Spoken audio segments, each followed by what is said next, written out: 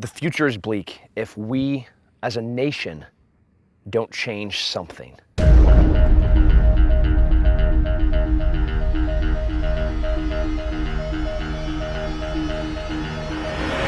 There's a reason why we do this. You know, you've had shootings that are questionable. You have, riots in Milwaukee. You have people losing their mind in Louisiana. While I believe law enforcement and police officers are always trying to do the right thing, oftentimes they're missing the trick. The more training we have, more experience we have, the more self-aware we are. The better shape you're in, the longer you can do this. The better shape you're in, the more observant you're going to be. The better shape you're in, the more aware you're going to be. The better shape you're in, the quicker you're going to be able to assess and then go to action.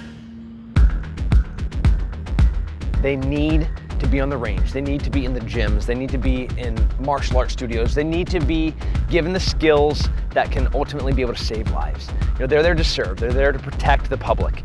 And right now there's this perception that they can't do that, whether that's from maybe a systemic problem within the departments themselves, or the greater problem is that the bureaucracy and how police departments are organized are preventing them from getting the training that they need.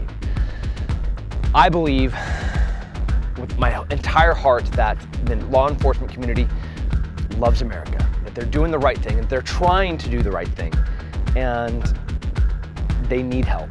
They need the public's help. They need guys like my help. They need the department's help.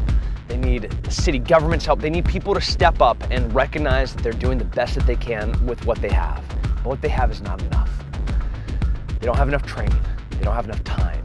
There's not enough officers. There's not enough cars. There's not enough hours in the day for them to do what they need to do to be able to be good at their jobs and provide the things that they need. We as a community, we as a nation need to get behind, the guys wearing blue. They're trying to do the right thing and they need help.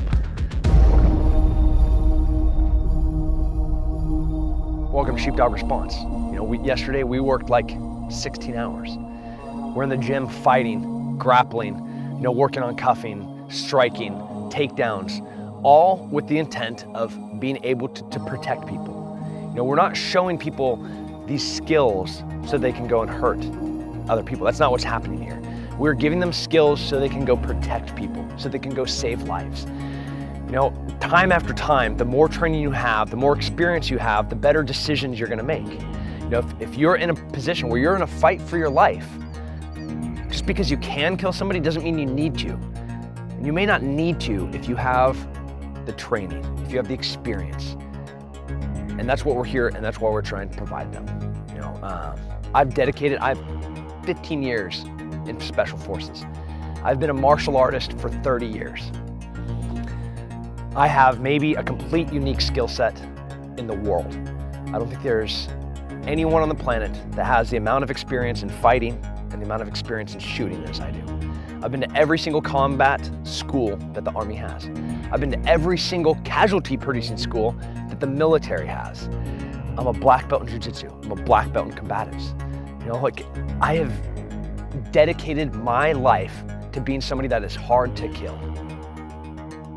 If you're going to put your life on the line, if you're going to step up and say, I'm here to serve the public, I'm committed to provide safety to a group of people, you can't do that alone, and you can't do that. The average person can't do that. You have to have a very specific skill set and training to be able to, one, provide it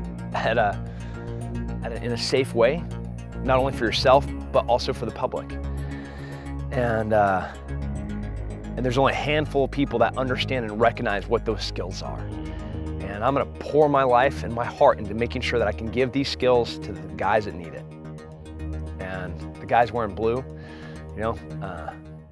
that's those guys.